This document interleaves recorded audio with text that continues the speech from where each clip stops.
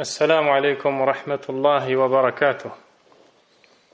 الحمد لله رب العالمين حمدا كثيرا طيبا مباركا فيه مباركا عليه والعاقبة للمتقين ولا عدوان إلا على الظالمين وأشهد أن لا إله إلا الله وحده لا شريك له وأشهد أن محمدًا عبده ورسوله صلى الله عليه وعلى آله وصحبه وسلم تسليما كثيرا أما بعد. Chers croyants, quand on observe ce qu'Allah subhanahu wa ta'ala a décrété en ce moment et surtout tout ce qui en a découlé comme cessation d'activité, interdiction de sortir, interdiction de voyager, interdiction de prier à la mosquée. Les commerçants, dont certains sont peut-être dans leur période estivale, sont contraints de fermer, craignent la faillite. Beaucoup ont perdu leurs proches dans cette épreuve ou les ont vus tomber malades. Peut-être qu'ils sont eux-mêmes tombés malades et non plus la santé de laquelle ils jouissaient. Les voyages à la Umrah ces derniers temps ont été annulés. Les gens qui se préparent pour le pèlerinage à la Mecque sont inquiets à l'idée de voir que leur voyage pourrait être annulé et bien d'autres choses encore. On voit derrière tout cela une sagesse qui apparaît au grand jour pour le croyant qui cherche à tirer les leçons de ce qu'Allah a décrété, subhanahu wa ta'ala. Cette leçon, chers croyants, c'est le fait que les bienfaits d'Allah, subhanahu wa ta'ala, par lesquels il ne cesse et n'a cessé de nous combler, peuvent en réalité disparaître comme s'ils n'avaient jamais existé. Les bienfaits desquels nous jouissons, de jour comme de nuit, ont été mis à notre disposition afin de nous éprouver. Allah subhanahu wa ta'ala nous accorde ses grâces, azza wa jal, ceci afin de nous tester, de nous éprouver et de voir comment allons-nous agir face à ces nombreux bienfaits par lesquels il ne cesse de nous combler, subhanahu wa ta'ala. Et lorsque l'on médite dans le Coran, on voit qu'Allah subhanahu wa ta'ala nous parle de notre noble prophète Sulayman alayhi salam, qui faisait partie de ceux parmi les gens qui connaissaient Allah et qui savaient donc, puisqu'ils connaissaient Allah, comment se comporter devant le bienfait qu'ils se sont vus octroyer par Allah azza wa jal. En effet, le prophète Sulayman alayhi salam s'est vu accorder d'énormes bienfaits, la science, une très grande richesse, l'autorité sur les hommes, sur les djinns qui étaient à son service, ainsi que les oiseaux dont il comprenait le langage, tout comme il comprenait le langage des fourmis. On lui amena le trône de la reine de Saba avant même qu'il ne cligne de l'œil, ayant vu tous ces bienfaits qui n'avaient pas été donnés à autre que lui avant lui. Il dit ce qu'Allah azza wa jal nous dit: فَلَمَّا رَآهُ مُسْتَقِرًّا عِنْدَهُ قَالَ هَذَا مِنْ فَضْلِ رَبِّي لِيَبْلُوَنِي أَأَشْكُرُ أَمْ أَكْفُرُ وَمَنْ شَكَرَ فَإِنَّمَا يَشْكُرُ لِنَفْسِهِ وَمَنْ كَفَرَ فَإِنَّ رَبِّي غَنِيٌّ كَرِيمٌ. Allahu Akbar. Sulayman alayhi salam n'a pas été trompé par les bienfaits. Qu'a-t-il dit après que l'homme lui ait dit qu'il était prêt à lui apporter le trône de la reine de Saba qui était située au Yémen alors que lui était très loin de ce pays. En effet, le trône lui a été installé devant lui. Quand il vit le trône installé devant lui, il dit: cela est la grâce de mon Seigneur pour m'éprouver si je suis reconnaissant ou si je suis ingrat. Quiconque est reconnaissant, c'est dans son propre intérêt qu'il le fait, Et quiconque est ingrat, alors mon Seigneur se suffit à lui-même et il est généreux. Voyez comment il a su que ces bienfaits d'Allah Azza wa Jal étaient en réalité pour lui un test.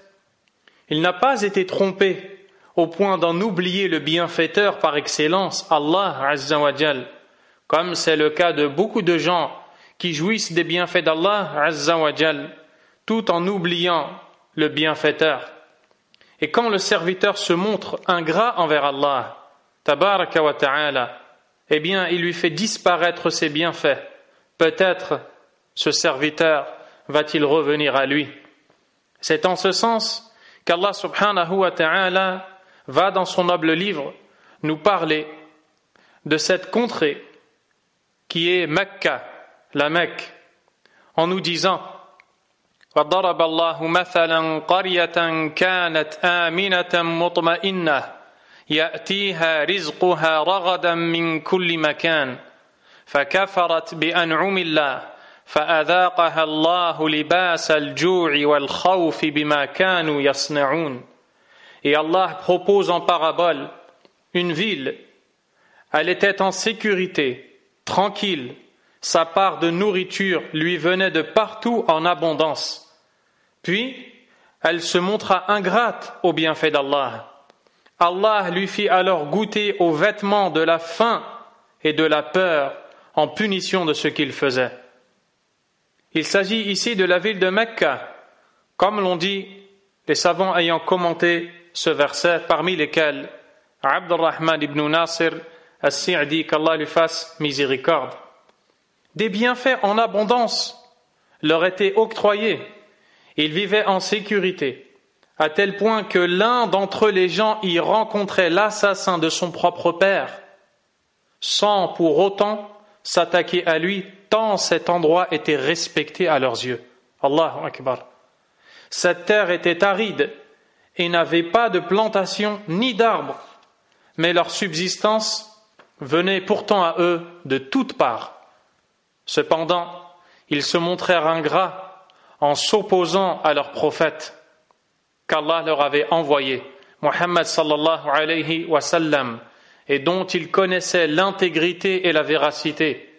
Ils le traitèrent de menteur et furent ingrats devant les bienfaits d'Allah Azza wa Jal. Allah les vêtit alors par la faim et la peur qu'ils ne connaissaient pas avant, et tout ceci à cause de leur ingratitude envers Allah subhanahu. Également, Allah subhanahu wa ta'ala nous parle dans son livre d'une autre histoire où un peuple s'est aussi montré ingrat face aux bienfaits d'Allah. Allah Azza wa Jalla a dit لَقَدْ كَانَ لِسَبَإٍ فِي مَسْكَنِهِمْ آيَةٌ جَنَّتَانِ عَنْ يَمِينٍ وَشِمَالٍ كُلُوا مِنْ رِزْقِ رَبِّكُمْ وَاشْكُرُوا لَهُ بَلْدَةٌ طَيِّبَةٌ وَرَبٌّ غَفُورٌ فَأَعْرَضُوا فأرسلنا عليهم سيل العرم وبدلناهم بجنتيهم جنتين ذواتي أكل خمط وأثل وشيء من سدر قليل ذلك جزيناهم بما كفروا وهل نجازي إلا الكفور. Dans le sens rapproché des versets, il y avait assurément pour la tribu de Saba un signe dans leurs habitats. 2 jardins, l'un à droite et l'autre à gauche. Mangez de ce que votre Seigneur vous a attribué, et soyez-lui reconnaissant. Une bonne contrée et un Seigneur pardonneur. Mais ils se détournèrent.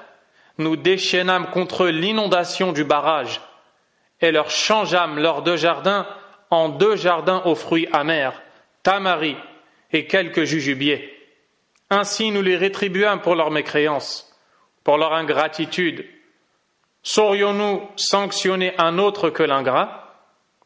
Saba est une tribu connue au Yémen, dans la région appelée Ma'rib. Allah tabaraka wa ta'ala l'avait honoré par la sécurité, par l'abondance dans la subsistance. Ils avaient une énorme vallée située entre 2 jardins dans lesquels se trouvaient diverses nourritures. Ils avaient construit dans la vallée un barrage de retenue d'eau afin d'utiliser cette eau pour leurs 2 jardins. leur terre était fertile, paisible, et Allah subhanahu leur avait promis le pardon s'ils se montraient reconnaissants. Ils avaient tout. Mais ils furent ingrats et injustes envers eux-mêmes. Tout disparut, et ils se retrouvèrent dans le besoin qu'ils ne connaissaient pas avant. Et certes, comme Allah subhanahu wa ta'ala a dit, وَإِنَّ رَبَّكَ لَذُو فَضْلٍ عَلَى النَّاسِ وَلَكِنَّ أَكْثَرَ النَّاسِ لَا يَشْكُرُونَ. Certes, ton Seigneur est pourvoyeur de grâce aux âmes, mais la plupart d'entre eux ne sont pas reconnaissants. La plupart d'entre les gens, nous dit Allah Azza wa Jal, ont été distraits du bienfaiteur par ses bienfaits. Allah subhanahu wa ta'ala a déversé un flot de bienfaits sur ses serviteurs, et pourtant, ces derniers se sont montrés ingrats. Ils ont été distraits par ce qui leur a été donné. Ils ont été distraits du donateur. Méditez la situation des gens face aux bienfaits d'Allah dans la vie de tous les jours. Les bienfaits d'Allah pour les gens ne sont plus un moyen, mais ils sont devenus un but recherché. L'argent les a détournés de la prière. Le travail les a détournés du rappel d'Allah. Leur objectif mondain de construire, d'investir, d'acquérir, de posséder, leur soif de ce bas monde, tout cela s'est emparé de leur cœur et de leur esprit. Ils pensent à cela avant de dormir, en se réveillant, en rentrant et en sortant, distraits du véritable objectif pour lequel ils ont été créés, l'adoration d'Allah Azza wa Jal, et gagner sa satisfaction. Avant même d'avoir été privés du bienfait mondain, ils se sont vus retirer le plus grand bienfait existant. Savez-vous ce que c'est, chers croyants? Ce bienfait qui, lorsqu'il est perdu, Wallahi al-Azim, la personne fait partie des plus pauvres de ce monde. C'est l'attachement du cœur à un autre qu'Allah. Le fait de s'attacher à un autre qu'Allah et de perdre dans son cœur l'attachement à Allah subhanahu wa ta'ala, c'est d'avoir perdu le plus grand pardon des bienfaits. Et quelle punition, wallah, de se voir privé de la proximité avec Allah et de ne pas s'en rendre compte, c'est le comble. L'un d'entre nous, s'il voit disparaître un de ses bienfaits mondains, s'attriste et se retrouve préoccupé. Mais d'être loin d'Allah ne lui fait rien ou presque rien. Allahu Akbar. Concernant les bienfaits de ce bas monde, nous devons nous dire que si cette cessation des bienfaits, celle que nous vivons maintenant, est temporaire, incha'Allah, eh bien il arrivera un jour où elle sera définitive et nul ne pourra revenir en arrière pour réparer son ingratitude envers Allah. Cette situation que nous vivons doit être comprise. Ce message doit être saisi par le croyant. Il doit se dire, plusieurs choses se sont arrêtées devant moi et peut-être qu'elles reviendront. Il se peut que cela soit un message d'Allah qui me dise, prépare-toi à un jour où les bienfaits ne reviendront plus. Et à ce moment-là, tu ne pourras pas être comme tu es maintenant, à attendre que les bienfaits reviennent, car ce sera trop tard. Mais le musulman tire profit de ce qui se passe et médite cette situation qui le permet de se corriger. Le prophète de l'islam, sallallahu alayhi wa sallam, malgré le haut degré de foi qu'il avait atteint, de connaissance d'Allah, d'adoration, de piété, de proximité avec Allah subhanahu wa ta'ala, eh bien, il craignait de voir disparaître les bienfaits d'Allah subhanahu wa ta'ala.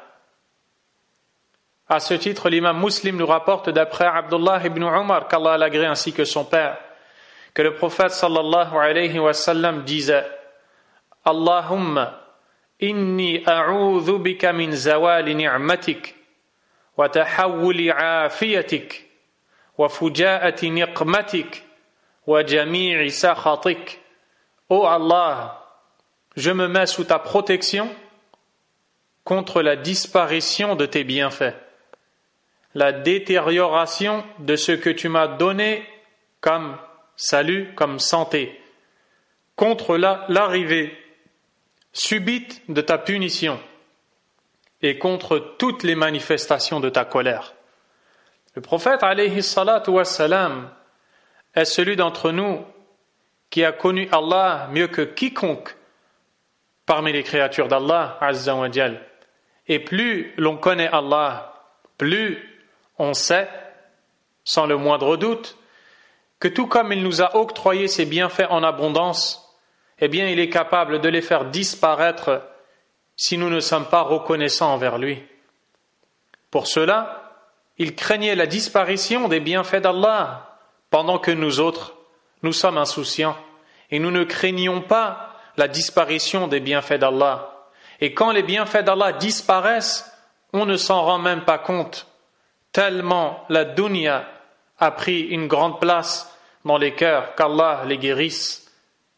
Le prophète alayhi salatu wassalam demande à Allah subhanahu de le protéger contre la disparition de ses bienfaits, la détérioration de ce qu'il nous a donné, al-afiya, le salut. Cela englobe la protection contre tous les maux, comme les maladies, comme la pauvreté. Al-afiya est un des plus grands bienfaits d'Allah. Le prophète alayhi salatu wassalam a enjoint aux sahaba, lorsqu'ils invoquaient Allah, de lui demander de leur accorder al-afiya avec insistance contre l'arrivée subite de la punition d'Allah. Qui est à l'abri de se voir châtié par Allah subhanahu, que ce soit dans ce bas monde, dans l'au-delà, dans ce bas monde, en se détournant du rappel d'Allah. Allah azza wa jalla a dit: وَمَنْ أَعْرَضَ عَنْ ذِكْرِي فَإِنَّ لَهُ مَعِيشَةً ضَنْكًا. Et quiconque se détourne de mon rappel aura à mener une vie pénible, une vie pleine de gêne. Et le jour dernier, وَنَحْشُرُهُ يَوْمَ الْقِيَامَةِ أَعْمَى. Et nous le ressusciterons le jour de la résurrection aveugle. قَالَ رَبِّ لِمَ حَشَرْتَنِي أَعْمَى وَقَدْ كُنْتُ بَصِيرًا. Il dira alors: Seigneur, pourquoi m'as-tu ressuscité aveugle alors que dans la vie d'ici-bas j'étais clairvoyant? قَالَ كَذَلِكَ أَتَتْكَ آيَاتُنَا فَنَسِيتَهَا فَكَذَلِكَ الْيَوْمَ تُنْسَى. Il dira alors, subhanah, il en est ainsi car quand nos signes venaient à toi, tu les oubliais, de même aujourd'hui nous t'oublions. Eh bien le prophète alayhi salatu wassalam demande à Allah de le préserver contre tout cela. Également entre dans la protection de l'apparition subite de la punition d'Allah le fait de mourir dans une situation qui déplaît à Allah, dans un péché, qu'Allah nous préserve, et contre les manifestations de ta colère.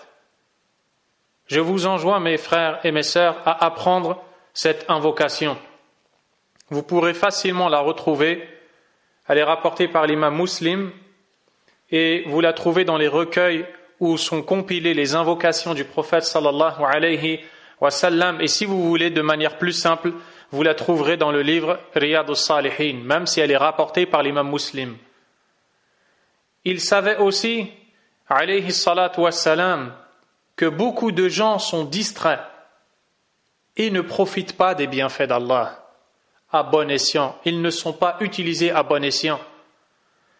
Il nous dit, alayhi salatu wa salam, ni'matan maghbunun fihima kathirun minan nas as-sihhatu wal-faragh. Il existe deux bienfaits dans lesquels sont dupés beaucoup de gens: la bonne santé et le temps libre. Observez autour de vous, avec ce qui se passe, le nombre de gens atteints, le nombre de gens tombés malades, que ce soit par cette épidémie qui sévit ou même par d'autres maladies, et interrogez-les sur ce qu'est leur souhait le plus cher, vous comprendrez. La bonne santé et le temps libre, c'est deux choses dont nous avons tant besoin pour concrétiser le but de notre existence, à savoir l'adoration d'Allah subhanahu wa ta'ala. Eh bien, beaucoup de gens sont dupés, trompés. Wallahu al-musta'an. C'est d'ailleurs pour cela qu'il incitait sa communauté sallallahu alayhi wa sallam à profiter des bienfaits avant qu'il ne soit trop tard. Le prophète alayhi salatu wa sallam a dit: Irtanim khamsan qabla khams. Profite de 5 choses avant 5 autres. Et il cita: de ta jeunesse avant ta vieillesse, de ta santé avant ta maladie, de ta richesse avant ta pauvreté, de ton temps libre avant ton occupation et de ta vie avant ta mort. Prenons l'exemple de nos frères inquiets et nos sœurs qui souhaitent se rendre au pèlerinage cette année. Le prophète alayhi salatu wassalam a incité les musulmans, il leur a plutôt ordonné de s'empresser d'aller accomplir le pèlerinage. Ajjilu ila al-hajj, empressez-vous d'accomplir le pèlerinage. Fa inna ahadakum la yadri ma ya'ridu lah, car l'un d'entre vous ne sait pas ce qui peut se présenter à lui. Il ne sait pas ce qui peut lui arriver comme empêchement. Que l'un d'entre nous, dans le domaine de l'adoration, ne se dise pas: j'ai le temps, je repousse, on verra, je repousse ma prière, j'ai envie de prier, mais je vais le faire. Non, plutôt qu'il avance vers Allah subhanahu wa ta'ala, et de même pour toutes les adorations. Et qu'il se souvienne que le jour dernier nous serons interrogés sur les bienfaits, que cette épreuve, certes comme rappel à l'au-delà. Le prophète alayhi salatu wassalam a dit: la première chose parmi les bienfaits sur lesquels sera interrogé le serviteur le jour de la résurrection, il lui sera dit: Alam nusihha laka jismak wa narwika min al-ma'il barid. N'est-ce pas que nous avons accordé la santé à ton corps et t'avons abreuvé d'eau fraîche? Également, le prophète alayhi salatu wassalam nous dit: le pied du fils d'Adam ne quittera pas, ne se déplacera pas de son endroit de jugement auprès de son Seigneur jusqu'à ce qu'il soit interrogé sur 5 choses. Sa vie, comment l'a-t-il passée? Sa jeunesse, comment l'a-t-il passée?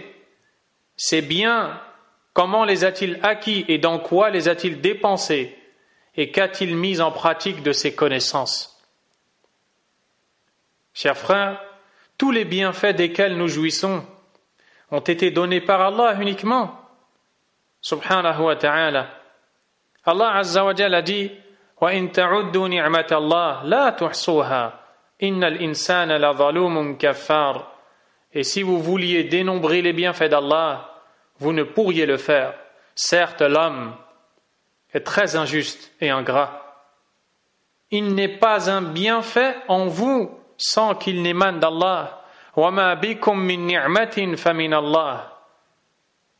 Les bienfaits d'Allah ne viennent pas de nos efforts, de notre intelligence, de notre motivation, mais uniquement et seulement d'Allah azza wa jal.